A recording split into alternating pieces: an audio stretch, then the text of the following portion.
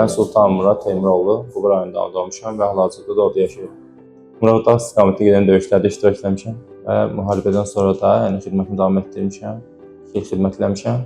Xidməti bitirdikdən sonra rayona qayıtdım və iş üçün sənət öyrənməyə qərarına gəldim və bərbərlik sənətini öyrəndim.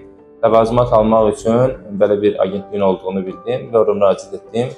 Dərslər oldu, qoşulduq dərslərə.